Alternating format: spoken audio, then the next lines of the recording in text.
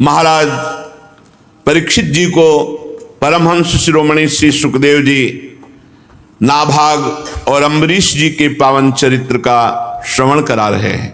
अपने लोग भी श्रवण करें। बहुत महामहिम पावन चरित्र है जिसके श्रवण मात्र से प्रेम लक्षणा भक्ति सुदृढ़ होती है। परीक्षित मनुपुत्र नभग का पुत्र था नाभाग।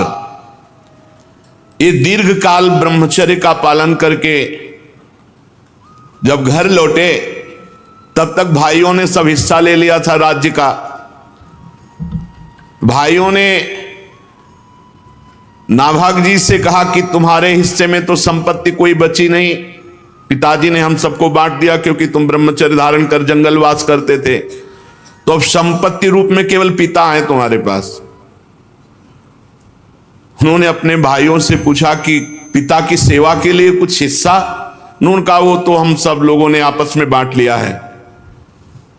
नाभाग जी अपने पिता के पास जाकर कहा, पिताजी मेरे बड़े भाइयों ने हिस्से में मेरे को आपको दिया है। पिता ने कहा, बेटा उनकी बात मत मानो।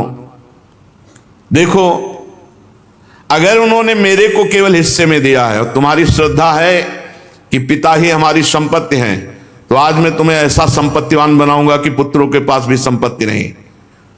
ये आंगिरस गोत्र के ब्राह्मण बहुत बड़ा यज्ञ कर रहे हैं और तुम मेरे विद्वान पुत्र हो। ये जे भी छठा दिन आता है तो ये पूर्व प्रारब्ध के अनुसार भूल कर बैठते हैं और यज्ञ अपूर्ण रह जाती है। जाओ तुम छठे दिन बिल्कुल सावधान रहकर वेद मंत्र का उच्चारण कर देना, उनकी यज्ञ पूर्ण होगी। वो महात्मा लोग ऐसा ऐश्वर्य है कि जो स्वर्ग में भी नहीं, वो ऐश्वर्य तुम्हें प्रदान कर देंगे। महात्माओं के पास जाकर उन्हें वैश्विक देव संबंधी 2 सूत्र जब भूल जाए हो तो तत्काल तुम बता देना। अपने पिता की आज्ञा अनुसार वो गए। आंगिरस गोत्री ब्राह्मण जो ही छठे दिन तो भूल जाते थे, तो ये अपने तपोबल से उस मंत्र 2 सूत्र जो भूल जाते थे जे ही पूर्ण किया, ते ही स्वर्ग से विमान आया आंगिरस गोत्री ब्राह्मणों के लिए। उन्होंने कहा कि यज्ञ का बचा हुआ शेष जितना धन है ये सब तुम लो, हम तो स्वर्ग जा रहे हैं। नाभाग जी बड़े पिता की आज्ञा का पालन करने वाले महात्मा थे, वो हर्षित नहीं हुए। पर जे भी वो धन एकत्रित करने लगे तो उत्तर की दिशा से काले रंग के तेजस्वी पुरुष आए और कहा, इस धन पर मेरा अधिकार है। नाभाग ने कहा, नहीं, ऋषियों ने मुझे दिया है क्योंकि मैंने वैश्यदेव संबंधी 2 सूत्र बताए हैं। तो उन्होंने कहा, नहीं, हमारे और आपका विवाद शांत होगा तुम्हारे पिता के ही हाथ से। जाओ अपने पिता से प्रश्न करो जाके, ये पूरी संपत्ति पर मेरा अधिकार है।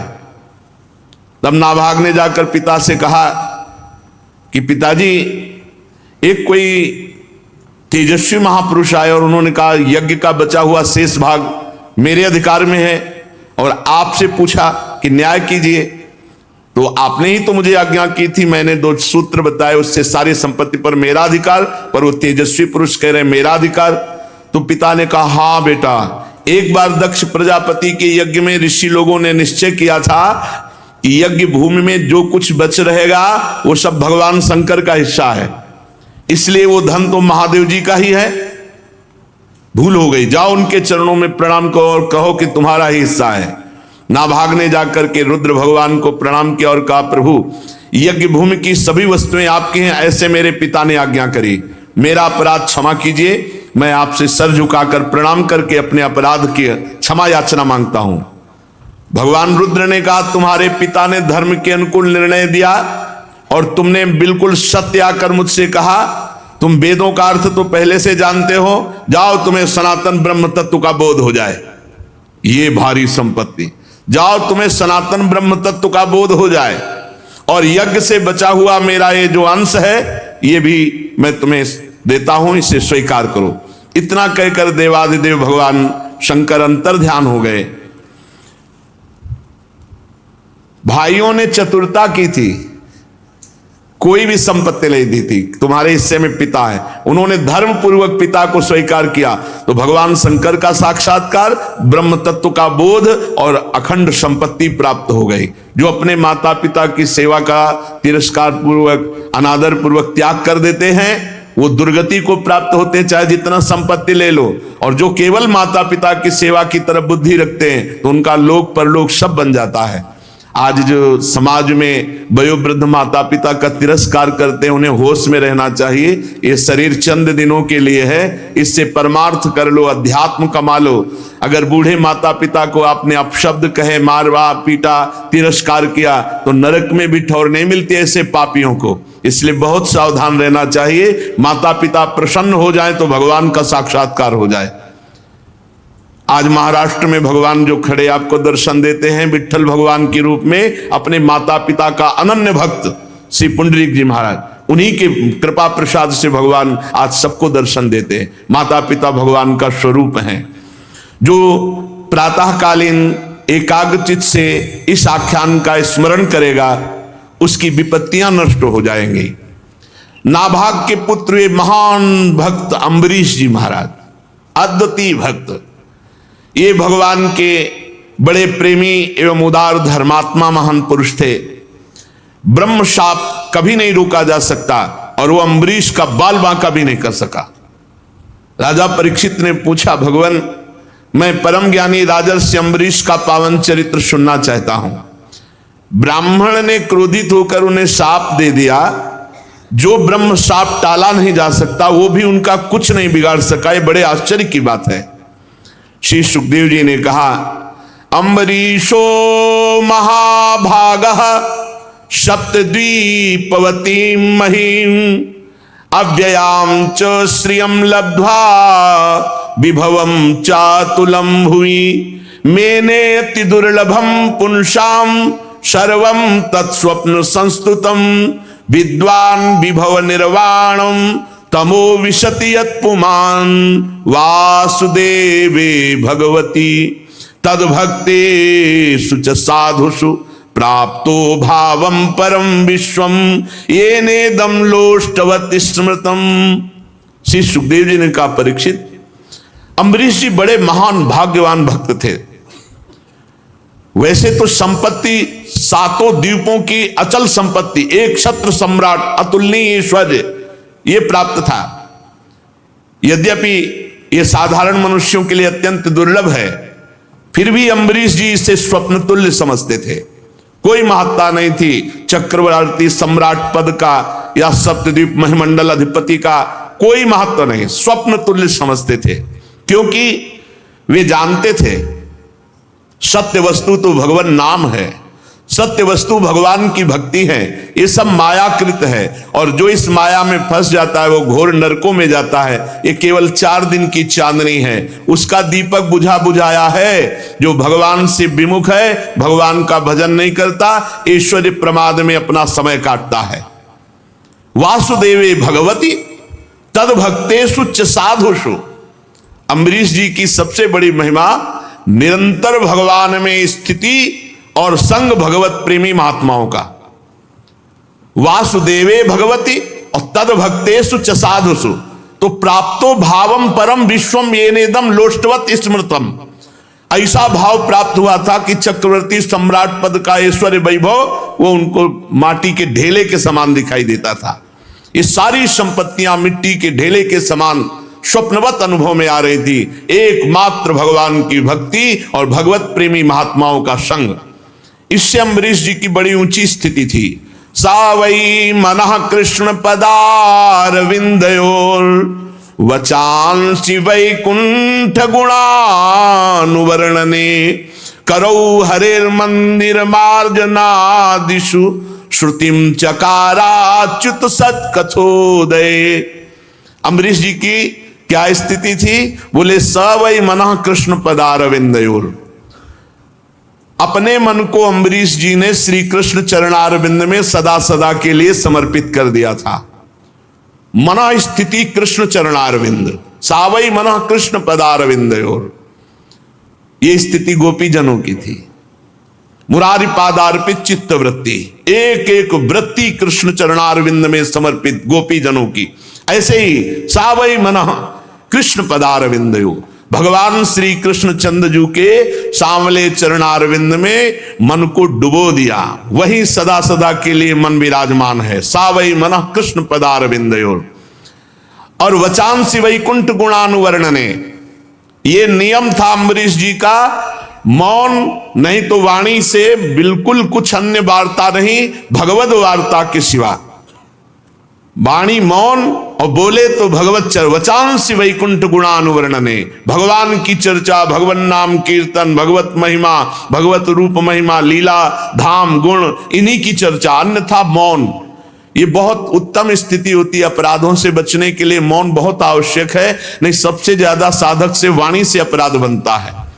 मन जहां इष्ट देव के चरणारविंद, वाणी मौन, या तो भगवत चर्चा नहीं तो शांत।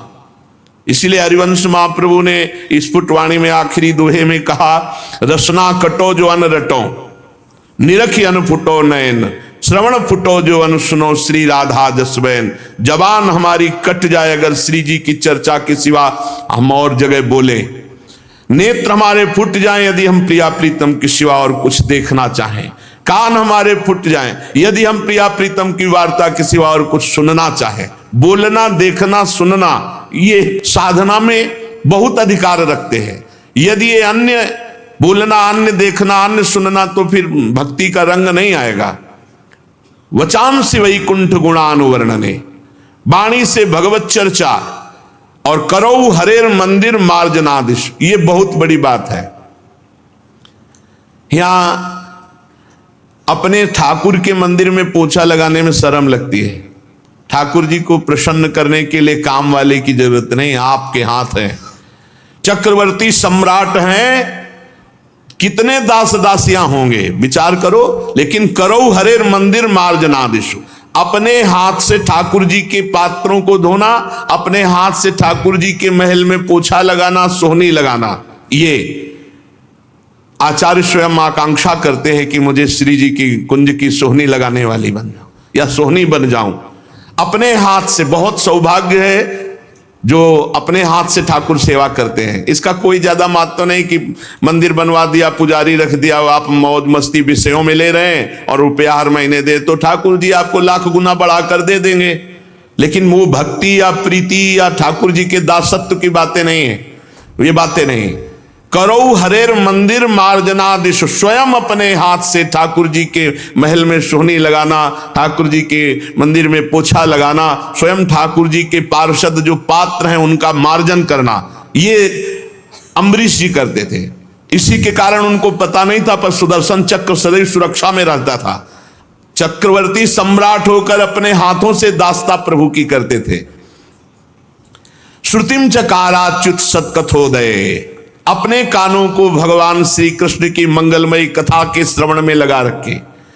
सुनेंगे तो भगवत चर्चा सुनेंगे, नहीं तो एकांतवास, किसी से कोई वार्ता नहीं। अन्य वार्ता प्रपंच का त्याग, तभी सुदृढ़ भक्ति होती है। मुकुंद लिंगालय दर्शने दृशौ तदभृत्य गात्र स्पर्शेंग संगमम घ्राणम च तत्पाद सरोज सौरभे श्रीमत्तुलस्या रसनाम तदर्पिते। आंखों से सिर्फ भगवान के श्री विग्रह के दर्शन या संत दर्शन, नेत्र संभाल के रखे, सहसा किसी को न देखे। अम्बरीश जी ऐसे मुकुंद लिंगालय दर्शने दृशौ, नेत्रों से भगवान के मंदिर में विराजमान श्री विग्रह खूब छक के दर्शन करो, या भगवत प्रेमी महात्मा, ये भगवान का मंदिर है साक्षात, उनके दर्शन करो, और नहीं नेत्रों को बचा के रखो। असंग भावना की पुष्टता के लिए तदभृत्य गात स्पर्शेंग संगमम, केवल भगवान के भक्तों का ही स्पर्श, अन्यथा नहीं। तिनको प्रश्न कीजिए तजिधु तुमको पास, जिनको प्रिया प्रीतम से मतलब नहीं, भगवत आराधना से मतलब नहीं, ऐसे का स्पर्श ना हो जाए। उसमें परवान होते जो भगवत विमुखता प्रकट करते। इसीलिए अम्बरीश जी तदभृत्य गात्र स्पर्शेंग संगमम, भगवत प्रेमी महात्माओं का स्पर्श, अन्यथा असंग, किसी का स्पर्श नहीं। घ्राणम च तत्पाद सरोज सौरभे श्रीमत्तुलस्या रसनाम तदर्पिते। अगर हमें सुगंध लेनी है तो प्रभु का प्रसादी इत्र होगा, तो या श्री चरणों में चढ़ी हुई तुलसी या प्रभु के पुष्पमाला, उसी को घ्राणेंद्री में, अन्यथा घ्राणेंद्री पतिव्रता की तरह केवल प्रसादी, अमनिया कभी नहीं। और रसना प्रभु को अर्पित किए हुए नैवेद्य का, प्रसाद का। और प्रसाद में कभी बुद्धि, पदार्थ बुद्धि ना आने पावे, अन्न बुद्धि ना आने पावे कि अरे आज तो एकादशी है, आज तो प्रसाद, ये अन्न है, आज अन्न हो गया तो कल प्रसाद हो जाएगा क्या? और जब प्रसाद है तो सिर्फ प्रसाद है। ये बड़े बड़े संत भगवान पधारे थे अभी 2-3 दिन के अंतराय में। उन्होंने एक प्रश्न रखा कि प्रसाद में चर्बी वाला घी लगाया गया था, हम लोग तो सब भ्रष्ट हो गए, तो हमारी शुद्धि कैसे होगी? तो हृदय से जो बात आई कि अगर प्रसाद पाया है तो अशुद्धि हो ही नहीं सकती, और अगर प्रसाद नहीं पाया तो फिर लड्डू पाया तो शुद्धि करो जाके। अगर प्रसाद शब्द है तो प्रसाद कभी अपवित्र नहीं होता। जब हमारे प्रभु ने पा लिया और हम प्रसाद भोगता है तो हम भ्रष्ट कैसे हो सकते हैं? प्रसाद कभी भ्रष्ट नहीं करता है। प्रसाद सिर्फ प्रसाद होता है, उसमें न अन्न बुद्धि, न पदार्थ बुद्धि, न जहर मिला दिया जाए तो भी क्या फर्क पड़ेगा? प्रसाद बुद्धि। मीरा जी को केवल एक शब्द कान में पड़ा, गिरधर का प्रसाद, पी गई हलाहल विष, और बताया गया कि ये विष मत पियो। उन्होंने कहा नहीं, ये प्रसाद है। प्रसाद शब्द जहां लग गया वो सब पूर्ण हो गया, वहां कहीं अपवित्रता नहीं। प्रसाद के बाद ये शुद्धि करना तो भगवान के प्रसाद का अपमान है। पीछे भगवान जाने, जब भगवान की दृष्टि से होकर आ गया तो हमारे लिए वो महान पवित्र प्रसाद है। तो कह रहे हैं रसेंद्री में सिर्फ भगवत प्रसाद।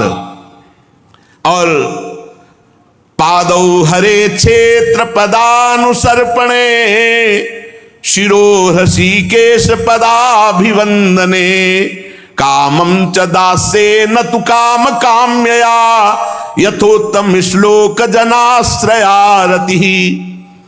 अम्बरीश जी अपने पैरों से भगवान के दर्शन करने की यात्रा, परिक्रमा, भगवान के धाम क्षेत्रों की यात्रा, इससे भक्ति पुष्ट होती है, हमारा जीवन पवित्र होता है। और सिर से भगवान के चरण कमलों में साष्टांग दंडवत प्रणाम। भगवान के चरणों में सिर से साष्टांग दंडवत प्रणाम। राजा अम्बरीश जी ने माला, चंदन आदि भोग सामग्री ये सब त्याग दिया था, भगवान की सेवा में समर्पित। स्वयं भोक्ता नहीं, भोक्ता भगवान, स्वयं प्रसादी।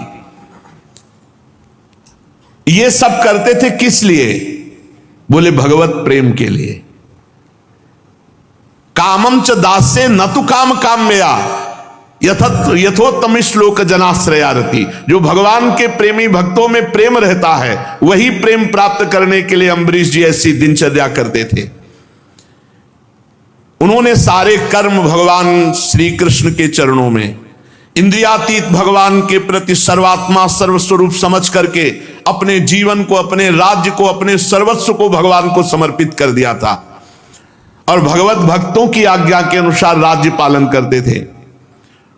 उन्होंने धर्म नाम के निर्जल देश में सरस्वती नदी के प्रवाह के सामने वशिष्ठ जी, असित जी, गौतम जी आदि महान आचार्यों द्वारा भगवान की बड़ी बड़ी दक्षिणा वाली अश्वमेध यज्ञ की, जिससे भगवान की आराधना बने। यज्ञ में देवताओं के साथ जब सदस्य और ऋत्विज बैठ जाते तो उनकी पलकें नहीं पड़ती। सुंदर वस्त्र, वैसा ही भगवान के भक्त अम्बरीश जी का सुंदर रूप देवताओं के समान दिखाई देते थे। उनकी प्रजा महात्माओं के द्वारा गाए हुए भगवान के उत्तम चरित्र श्रवण करने में समय लगाती और गान करने में।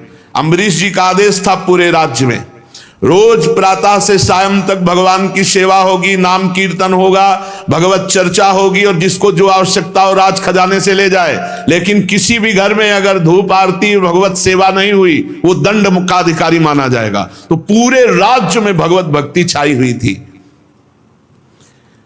बड़े बड़े संत महात्माओं के पावन चरित्र गाए जाते, भगवान के पावन चरित्र गाए जाते।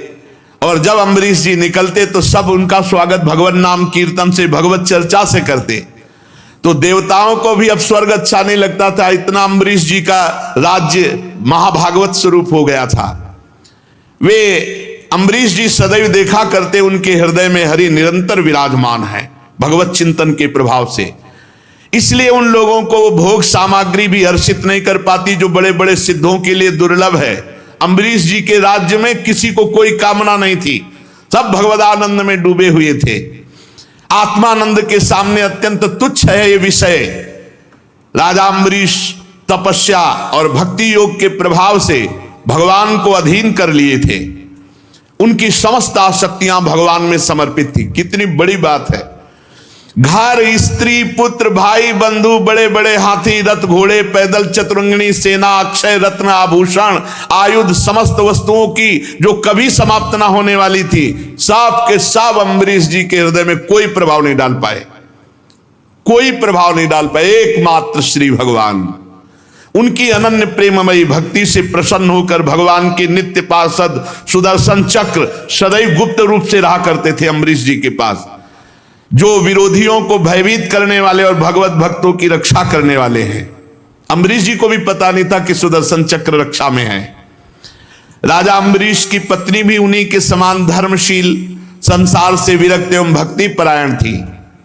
एक बार उन्होंने अपनी पत्नी के साथ भगवान श्री कृष्ण की आराधना करने के लिए 1 वर्ष तक द्वादशी प्रधान एकादशी व्रत करने का नियम ग्रहण किया। व्रत की समाप्ति होने पर कार्तिक महीने में उन्होंने 3 रात का उपवास किया और एक दिन यमुना जी में स्नान करके मधुवन में भगवान श्री कृष्ण की पूजा की। उन्होंने महाभिषेक की विधि से सब प्रकार की सामग्री और संपत्ति द्वारा भगवान का अभिषेक किया। हृदय से तन्मय होकर वस्त्र, आभूषण, चंदन, माला, अर्घ आदि के द्वारा भगवान श्री कृष्ण की पूजा की। यद्यपि महाभाग्यवान ब्राह्मणों को इस पूजा की कोई आवश्यकता नहीं थी, स्वयं ही उनकी सारी कामनाएं अम्बरीश जी पूर्ण किए हुए थे, तथापि राजा अम्बरीश ने बड़े भक्ति भाव से उनका पूजन किया और ब्राह्मणों को स्वादिष्ट अत्यंत गुणकारी भोजन कराया और 60 करोड़ गौवें दान की। 60 करोड़ गौवें, और हर गौ के सींग पे स्वर्ण, खुर पे चांदी मढ़े हुए सुंदर सुंदर वस्त्र उन्हें उड़ा दिए गए थे। गौवें बड़ी सुशील, छोटी अवस्था की, देखने में सुंदर, बछड़े वाली, खूब दूध देने वाली, ऐसी 60 करोड़ गौवें ब्राह्मणों को दान की और साथ में दुहने की सामग्री और दुहने वाले सेवक दिए। जब ब्राह्मण कृतकृत्य हो गए तब राजा ने उनसे आज्ञा लेकर व्रत का पारण करने की तैयारी की। जे भी वो पारण करने के लिए आए, उसी समय शाप और वरदान देने में समर्थ दुर्वासा जी वहां आए अतिथि के रूप में। राजा अम्बरीश ने देखा कि दुर्वासा जी पधारे तो खड़े हो गए, आसन दिया, बैठाया और अतिथि रूप में उनकी पूजा की, चरणों में प्रणाम किया और कहा, महाराज अभी अभी पारण का समय है, चलो भोजन प्रसाद पालो। दुर्वासा जी ने अम्बरीश की प्रार्थना स्वीकार कर ली और कहा, अभी मैं यमुना जी जा रहा हूं, अपना नित्य कर्म करके आऊंगा, फिर प्रसाद पाऊंगा। दुर्वासा जी ने ऐसा कहकर यमुना के जल में स्नान करने के लिए प्रवेश हुए। अब वो ध्यानस्थ भगवान का ध्यान नहीं कर रहे, अम्बरीश जी का ध्यान कर रहे कि कब ये त्रुटि करे और हम इनको दंड दें। इधर द्वादशी केवल घड़ी भर शेष रह गई थी। धर्मज्ञ अम्बरीश जी ने धर्म संकट में पड़कर ब्रह्म ऋषियों से परामर्श किया। उन्होंने कहा, ब्राह्मण देवताओं, ब्राह्मण को बिना भोजन कराए स्वयं खा लेना, निमंत्रण दे देने पर उसको पवाओ नहीं हो, पालो तो महान पाप लगता है, और द्वादशी रहते पारण न करना यह भी दोष है। इसलिए इस समय जैसा करने में मेरी भलाई हो, मुझे पाप न लगे, ऐसा काम करना चाहिए।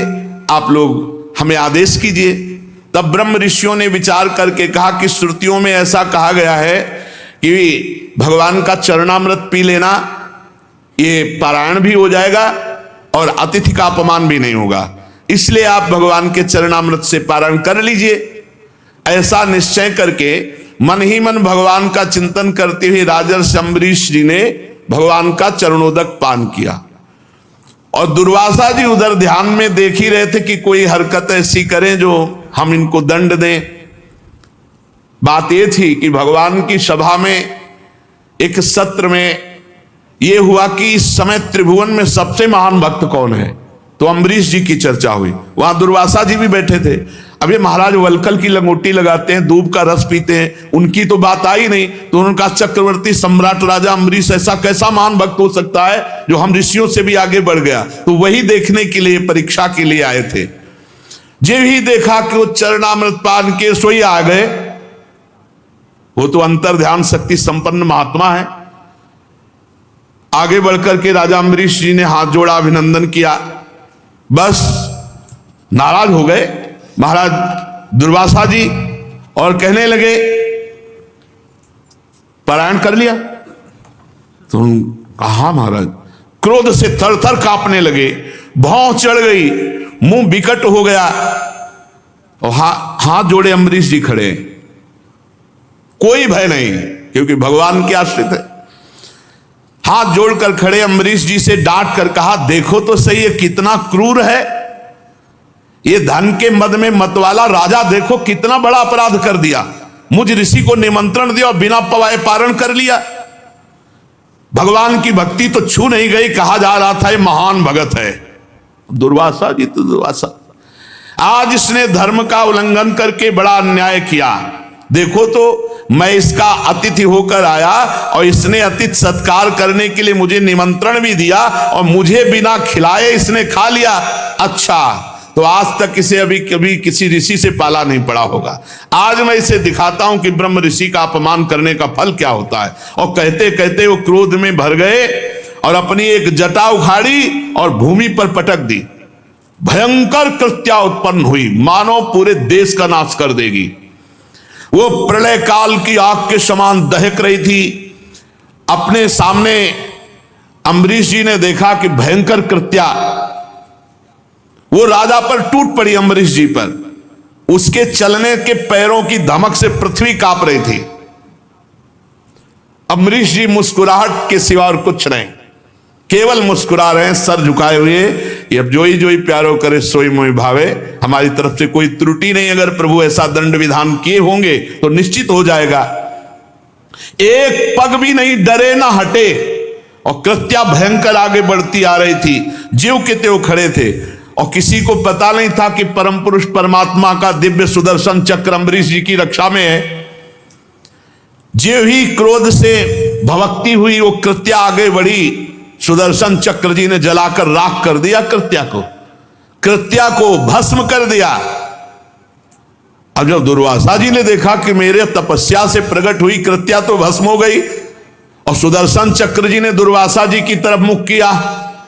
अब भागे दुर्वासा जी प्राण बचाने के लिए, क्योंकि अब सुदर्शन चक्र कोई साधारण अस्त्र तो है नहीं कि दुर्वासा जी रोक देंगे, तो भगवान श्री हरि का दिव्यास्त्र है। ऊंची ऊंची लपटें दावानल के समान, और दुर्वासा जी आगे धीरे धीरे सुदर्शन चक्र जी, क्योंकि ताप भर देना मारना नहीं है। भागे भगवान के सुदर्शन चक्र के ताप से बचने के लिए।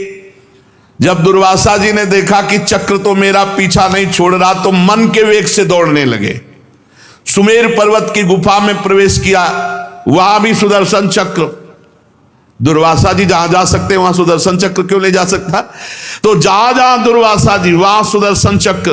दिशा, आकाश, पृथ्वी, अतल वितल के लोक, समुद्र, लोकपाल, सब जगह गए। जहां जहां गए सुदर्शन चक्र पीछा नहीं छोड़ा। जब उन्हें कहीं भी कोई रक्षक नहीं मिला तब तो वो डर गए, थक गए थे भाग भाग के। अब अपना त्राण पाने के लिए वो ब्रह्मा जी के पास ब्रह्मलोक में गए और कहा, प्रभु मेरी रक्षा करो भगवान के सुदर्शन चक्र से। ब्रह्मा जी ने कहा, मेरी सामर्थ्य नहीं। जब मेरी 2 परार्ध की आयु समाप्त होगी तो काल स्वरूप भगवान इस पूरी सृष्टि लीला को समेट लेंगे और इस जगत को जलाना चाहेंगे। उस समय भ्रूभंग मात्र में हमारा ब्रह्मलोक भी भस्म हो जाएगा। हमारी सामर्थ्य नहीं, ये सुदर्शन चक्र रुक जाए, मेरी सामर्थ्य नहीं। हम तो शरणागत हैं भगवान के।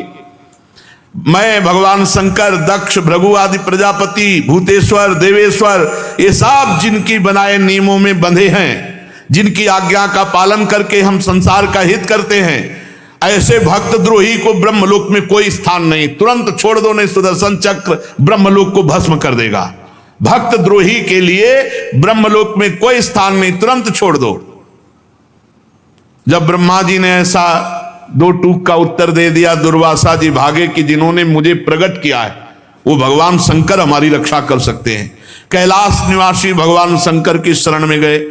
देवादिदेव महादेव जी ने कहा, दुर्वासा जिन अनंत परमेश्वर में ब्रह्मा जैसे जीव और उनके उपाधिभूत कोष इस ब्रह्मांड के समान ही अनेकों ब्रह्मांड समय पर पैदा होते हैं और समय आने पर फिर उनका पता भी नहीं चलता, जिनमें हमारे जैसे हजारों चक्कर काटते रहते हैं, उन प्रभु के संबंध में हम कुछ भी करने की सामर्थ्य नहीं रखते। मैं, सनत कुमार, नारद, भगवान ब्रह्मा, कपिल देव, अपांतरतम, देवल, धर्म, आसुरी, मरीच आदि ये दूसरे सिद्धेश्वर, हम सब भगवान की माया को नहीं जान सकते, उनकी माया के घेरे के अंतर में है। और ये सुदर्शन चक्र विश्वेश्वर भगवान का अस्त्र है, हम लोगों की सामर्थ्य नहीं किसे रोक सके। तुम इसी समय कैलाश से बाहर हो जाओ। जहां जाते हैं भक्त द्रोही को कहीं भी ठौर नहीं। भगवान महादेव जी ने तुरंत कहा तुम कैलाश छोड़ दो। अब वहां से निराश होकर दुर्वासा जी भागे, एक ही स्थान बचा भगवान वैकुंठनाथ का। वैकुंठ पहुंचे, वहां लक्ष्मीपति भगवान श्री हरि विराजमान थे। दुर्वासा जी सुदर्शन जी के आग से जल रहे थे, वे कांपते हुए भगवान की शरण में गिर पड़े और उन्होंने कहा, हे अच्युत, हे अनंत, आपका एक व्रत है, कोई कैसा भी हो आपकी शरण में आ जाए आप रक्षा करते हैं, इसलिए मैं आपकी शरण में हूं, आप अपने सुदर्शन चक्र से बचा लो। हे जीवन दाता, मैं अपराधी हूं, मेरी रक्षा कीजिए। आपका परम प्रभाव ना जानने के कारण मैंने आपके भक्त का अपराध किया, प्रभु आप मुझे बचा लीजिए। हमने तो सुना है आपका नाम उच्चारण कर ले तो जीव नरक से मुक्त हो जाता है, फिर हम आपकी शरण में, आप सुदर्शन चक्र से मुझे बचा लीजिए। भगवान ने सीधा उत्तर दिया, अहम भक्त पराधीनो हृष्टतंत्र इव द्विज साधुभिर्ग्रस्त हृदयो भक्तैर्भक्त जन प्रिय नाहमात्मानमासा से मद्भक्तै साधुभिर्विना श्रियं चात्यंत किं ब्रह्मन् येषां गतिरहं परा। भगवान ने कहा, दुर्वासा जी मैं स्वतंत्र नहीं हूं, मैं सर्वथा भक्त के अधीन हूं। ये सुदर्शन चक्र मेरे कहने से नहीं रुकेगा, मुझ में तनिक भी स्वतंत्रता नहीं है। मेरे सीधे साधे सरल भक्तों ने मेरे हृदय को अपने हाथ में कर रखा है। भक्तजन मुझसे प्यार करते और मैं उनसे, भक्त मेरा हृदय, मैं उनका हृदय हूं, एकमात्र उनका आश्रय मैं हूं। इसलिए अपने साधु स्वभाव भक्तों को छोड़कर मैं ना तो अपने आप को चाहता हूं और ना अपनी अर्धांगिनी विनाश रहित लक्ष्मी को भी उतना प्यार करता हूं जितना प्यार भक्तों को करता हूं। ये दारागार पुत्राप्तान प्राणान वित्तमिमं परम हित्वा माम शरणम याताः कथम तास्त्यक्तुमुत्सहे। दुर्वासा, जिन भक्तों ने स्त्री पुत्र घर गुरुजन प्राण धन इहलोक परलोक सब कुछ छोड़कर मेरी केवल शरण लिए, उसे मैं छोड़ने का संकल्प भी कैसे कर सकता हूं।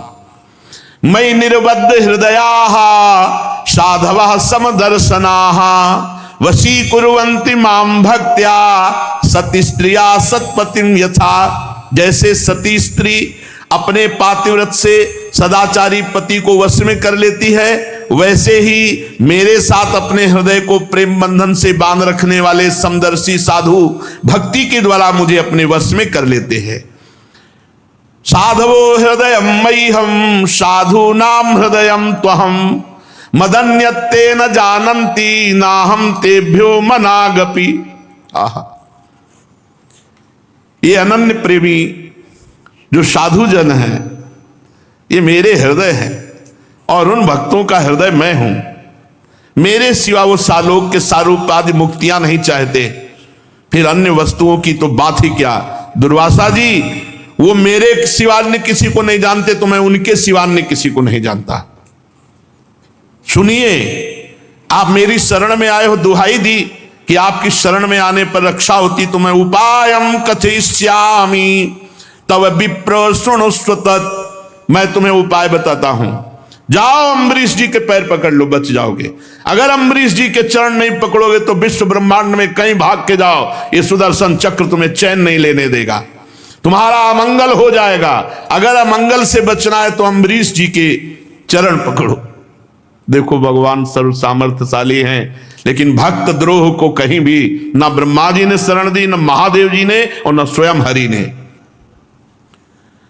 इसमें संदेह नहीं कि ब्रह्म ऋषियों की तपस्या और विद्या परम कल्याण का साधन है, परंतु यदि उद्दंड हो जाए, अन्यायी हो जाए, तो उल्टा फल देने वाली होती। इस समय तुमने उद्दंडता की, एक महान भागवत को कृत्या प्रकट करके धमकाने और मारने की चेष्टा की। जाओ, नाभाग नंदन परम भाग्यशाली राजा अम्बरीश जी के चरणों में पड़ जाओ और वो क्षमा कर दे, तभी आपको शांति मिलेगी, दूसरा कोई उपाय नहीं। परीक्षित, जब भगवान ने इस प्रकार आज्ञा दी तो सुदर्शन चक्र की ज्वाला से जलते हुए दुर्वासा जी दौड़ते हुए अम्बरीश जी के पास आए और अत्यंत दुखी होकर साष्टांग लौट गए चरणों में, अम्बरीश जी के चरणों में। दुर्वासा जी की चेष्टा देख करके अम्बरीश जी महाभागवत हैं, वो बड़ी लज्जा से युक्त हुए और भगवान के सुदर्शन चक्र की स्तुति करने लगे। उस समय उनका हृदय दयावश अत्यंत पीड़ित हो रहा था। अम्बरीश जी ने कहा, त्वाम अग्निर्भगवान सूर्य त्वम सोमो ज्योतिषाम पति त्वमापस्त्वम क्षितिर्व्योमो वायुर्मात्रेन्द्रियाणि च सुदर्शन नमस्तुभ्यं सहस्राच्युत प्रिय सर्वास्त्र घातिनो विप्राय स्वस्ति भूया इडस्पते। प्रभु सुदर्शन, आपको नमस्कार है। आप अग्नि स्वरूप हैं, आप परम समर्थ सूर्य स्वरूप हैं, समस्त नक्षत्र मंडल के अधिपति चंद्रमा के भी आप स्वरूप हैं, जल पृथ्वी आकाश वायु पंच तन्मात्रा संपूर्ण इंद्रियों के रूप भी आप हैं। भगवान के प्यारे हजार चक्र वाले सुदर्शन देव, मैं आपको नमस्कार करता हूं। किसी भी शस्त्र अस्त्र की सामर्थ्य नहीं कि आपको रोक सके। हमारी प्रार्थना है कि आप इन ब्रह्म ऋषि की रक्षा कीजिए। आप ही धर्म मधुर एवं सत्यवाणी हैं, आप ही समस्त यज्ञों के अधिपति स्वयं यज्ञ हैं, आप समस्त लोकों के रक्षक सर्वलोक स्वरूप हैं, आप परम पुरुष परमात्मा के श्रेष्ठ तेज हैं। हे सुदर्शन चक्र, आप समस्त धर्मों की मर्यादा के रक्षक हैं। अधर्म का आचरण करने वाले असुरों को भस्म करने के लिए आप साक्षात अग्नि हैं। आप ही तीनों लोकों के रक्षक एवं विशुद्ध तेजों में हैं। आपकी गति मन के वेग के समान है, आपके कर्म अद्भुत है। हे सुदर्शन चक्र, मैं आपकी स्तुति करता हूं, आपको नमस्कार करता हूं। विश्व के रक्षक, आप रणभूमि में जब अपना रूप धारण करते हैं तो किसी की सामर्थ्य नहीं कि आपकी टक्कर ले सके। गदाधारी भगवान ने दुष्टों के विनाश के लिए आपको नियुक्त किया है, इसलिए आप कृपा करें, हमारे कुल के भाग्योदय के लिए दुर्वासा जी का कल्याण कीजिए, आपका बड़ा अनुग्रह होगा। आज तक मैंने जो भी दान किया है, यह बोलना बहुत बड़ी बात है, अम्बरीश जैसे महाभागवत ही बोल सकते हैं। आज तक मैंने जो भी दान किया है, जो भी यज्ञ किया है, जो भी धर्म का पालन किया है, यदि हमारे वंश के लोग सदैव ब्राह्मणों की आराधना करते रहे हैं, आज तक जो भजन किया है, उसका प्रकाश हो, वो सब दुर्वासा को मिले और दुर्वासा जी की जलन शांत हो जाए। बहुत बड़ी बात कह दी, बहुत बड़ी बात कह दी। जीवन भर का भजन, जीवन भर का धर्म पालन, जीवन भर की तपस्या साधना सब दुर्वासा जी को दे दी। दुर्वासा जी की जलन मिट जाए। यदि मैंने समस्त प्राणियों में श्री भगवान को देखा है और भगवान मुझ पर प्रसन्न है, तो सुदर्शन जी शांत हो जाएं और दुर्वासा की जलन मिट जाए। इतना कहना ही था कि भगवान के सुदर्शन चक्र शांत हो गए, क्योंकि भजन का प्रभाव। दुर्वासा जी ने देखा सुदर्शन जी अंतर्धान हो गए, जलन मिट गई, चित्त स्वस्थ हो गया। तब उन्होंने कहा, ओहो, आज मैंने महिमा देख ली। अहो अनंत दासानाम महत्वम दृष्ट मध्य में। भला जो कृत्या प्रकट कर रहे मारने को, उनके लिए पूरे जीवन का भजन दे देना, ये केवल भगवान के दासों में होता है। ये उदार हृदय केवल भगवान के भक्तों में होता है। वो खुद कह रहे, अहो अनंत दासानाम महत्वम दृष्ट मध्य में कृतागशोपि यद राजन मंगलानि समीहसे। अहो धन्य है, आज मैंने भगवान के प्रेमी भक्त का महत्व देखा। मैंने अपराध किया, मैंने मारना चाहा, फिर भी वो मेरे लिए सब मंगल कामना कर दिए कि आज तक जो यज्ञ किया, दान किया, धर्म पालन किया, भगवान की आराधना की, भजन की, वो सब दुर्वासा जी को देता हूं, जिससे उनका हृदय शीतल हो जाए, सुदर्शन चक्र शांत हो जाए। अहो अनंत दासानाम महत्वम दृष्ट मध्य में। आज महिमा देखी भगवान की भक्त की, जिन्होंने भक्तवत्सल भगवान श्री हरि के चरण कमलों को दृढ़ प्रेम भाव से पकड़ लिया है। ऐसा कार्य भगवान का भक्त ही कर सकता है, दूसरा नहीं। जिन्होंने भगवान के चरण कमलों को प्रेम भाव से पकड़ लिया, इतनी उदारता तो केवल भगवान के भक्तों में होती है। जिनका हृदय उदार है वे महात्मा भला किस वस्तु का परित्याग नहीं कर सकते। जिनके मंगलमय नामों के श्रवण मात्र से जीव निर्मल हो जाता है, उन्हीं तीर्थपाद भगवान के चरण कमलों के जो दास हैं, उनके लिए कौन सा कर्तव्य शेष रह जाता है। महाराज अम्बरीश, आपका हृदय देख करके आज मैं परिपूर्ण हो गया। भगवान ने मेरे ऊपर महान अनुग्रह किया कि भक्त महिमा को मैं जान पाया। आपने मेरे अपराधों को भुलाकर मेरे प्राणों की रक्षा के लिए सारा का सारा भजन पुण्य दे दिया। परीक्षित, जब से दुर्वासा जी भागे थे तब से अब तक राजा अम्बरीश ने एक कवल भी भोजन नहीं किया। वही चरणामृत लिए उनके लौटने की बाट देख रहे थे। अब उन्होंने दुर्वासा जी को चरण पकड़ लिए और प्रसन्नता पूर्वक उनको भोजन पवाया। राजा अम्बरीश बड़े आदर से अतिथि के योग्य सब प्रकार भोजन सामग्री लाए और दुर्वासा जी ने खूब तृप्त होकर भोजन पाया और फिर कहा, राजन अब आप भी भोजन प्रसाद पाइए। अम्बरीश जी, आप भगवान के परम प्रेमी भक्त हैं।